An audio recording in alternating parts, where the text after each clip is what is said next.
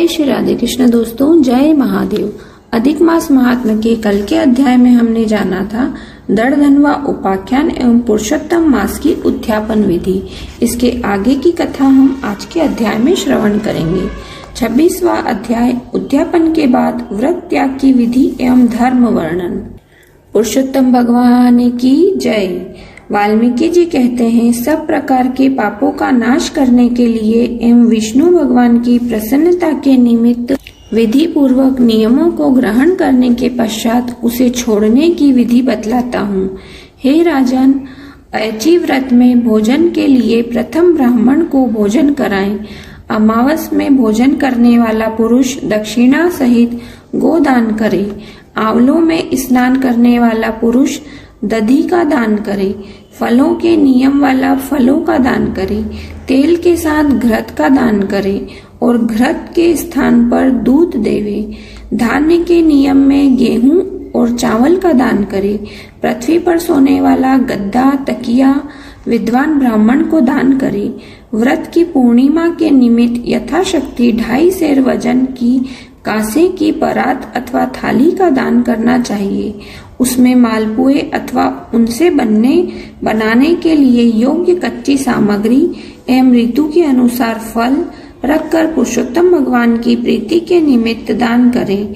इसके उपरांत सभी निमंत्रित ब्राह्मणों को स्त्रियों सहित श्री पुरुषोत्तम भगवान के सन्निधान संकल्प करें और प्रार्थना करें, हे श्री कृष्ण, हे प्रभु, इस लोक की तथा परलोक की मेरी समस्त इच्छाओं की पूर्ति करें।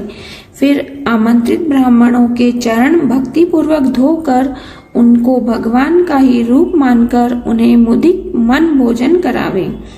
व्रत रखने वाला व्यक्ति विधि पूर्वक भोजन के संकल्प से द्रव्य, केला, आम एवं अन्य प्रकार के फलों तथा घृत से बने मालपुए, पकवान, सुस्वाद उड़द के बड़े, खांड से पके घृत से बने घेवर फैनी, खरबूजे, ककड़ी का साग, अदरक, नींबू के रस से युक्त अन्य साग और पके हुए आम, इस तरह 6 रसों से संपन्न 4 प्रकार के भोजनों को जो गो घृत से महक रहा हो, विनम्रता एवं श्रद्धा से ब्राह्मणों को भोजन करा के पान एवं दक्षिणा दे।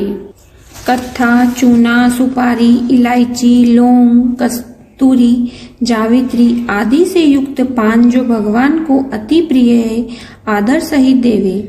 अर्धांगिनी सहित उन ब्राह्मणों को संतुष्ट करके नियम में सबको समान भाव से सुखदाई रजाई, बिस्तर आदि का दान भी करे। मौनी रहने वाला व्यक्ति स्वर्ण सहित 1 घंटा तथा तिल दान कर ब्राह्मण दंपति को उत्तम भोग कराए। बाल नाखून न बनाने का नियम रखने वाला व्यक्ति दर्पण और जूता छोड़ने वाला जूतों का दान करे। नमक का परित्याग करने वाला विविध प्रकार के रस वाले पदार्थों का दान करे। दीपक दान करने वाला पात्र सहित दीपक का दान करे। अधिक मास में भक्ति पूर्वक दीप दान करने का बहुत महत्व है। नियम त्याग करते समय तांबे का घी से भरा दीपक सोने की बत्ती डालकर ब्राह्मण को दें। फल की प्राप्ति और व्रत की संपूर्णता स्वर्ण देने से ही प्राप्त होती है। एकांत में वास करने का नियम रखने वाला व्यक्ति 8 कुंभ घड़े का दान करे। वस्त्रों के साथ स्वर्ण भी उन कुंभों पर रखा होना चाहिए। मास के अंत में 30 लड्डू, छतरी तथा जूते भी दान करने चाहिए। यदि इन सभी वस्तुओं को दान करने की सामर्थ्य न हो तो यथाशक्ति 1 बेल इस प्रकार का दान करें जो भार वाहन करने के योग्य हो। एक अन्न से बढ़कर कोई और वस्तु बड़ी और पवित्र नहीं है। एक अन्न से ही मुनि एवं सिद्ध व्यक्ति परम निर्वाण गति को प्राप्त करते हैं। अधिक मास में जो व्यक्ति केवल रात्रि में ही भोजन करता है वह राजा ही होता है। दिन के प्रातः काल में देवता, मध्याह्न काल में मुनिजन, अपराह्न काल में पितृगण एवं सायंकाल में आत्मा का भोजन होता है।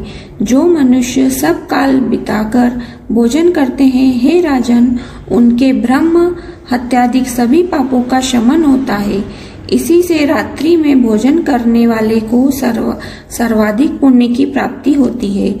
अधिक मास में उड़द को न खाने वाला व्यक्ति सब पापों से मुक्त हो जाता है। जो ब्राह्मण होकर कोल्हू चलाता हो तो हे राजन वह पापात्मा होता है और तिलों की संख्या के बराबर वर्ष तक घोर नरक में पड़ा रहता है।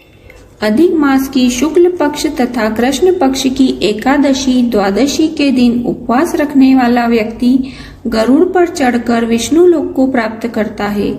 दशमी और द्वादशी के दिन एक समय भोजन करके भगवान की प्रसन्नता के लिए भक्ति पूर्वक व्रत करने वाला स्वर्ग को प्राप्त करता है। कुशासन का त्याग किसी प्रकार न होना चाहिए। कुशाप परम पवित्र है। इससे मल मूत्र रुधिर श्लेष्मा आदि कभी न पोंछना चाहिए। ऐसा करने पर नरक का कीड़ा बनता है। कुशा के बिना सभी धार्मिक क्रियाएं वृथा रहती है। कुशा के मूल में ब्रह्मा, मध्य भाग में जनार्दन तथा अग्र भाग में शंकर का वास है। शूद्र द्वारा कुशी का उखाड़ना, कपिला गाय का दूध पीना वर्जित है। वह कुशासन पर न बैठे, यज्ञोपवीत को धारण न करे, न वैदिक क्रियाएं करे। इनके विरुद्ध चलने वाला शूद्र पितरों को लेकर डूबता है। 14 इंद्र होने तक महानरक में पड़ा रहता है और इसके पश्चात वह मुर्गा, सुअर या वानर की योनि को प्राप्त करता है। शूद्र को ओंकार मंत्र का जाप नहीं करना चाहिए। इसका उल्लंघन करने पर नेत्र रोग अथवा कुष्ठ रोग पैदा होता है। हे राजन, ब्राह्मण का आशीष पाकर ही विद्वान व्यक्ति स्वर्ग को प्राप्त करते हैं। बोलो पुरुषोत्तम भगवान की जय। आज का अध्याय यही समाप्त होता है। इसके आगे की कथा हम कल के अध्याय में श्रवण करेंगे।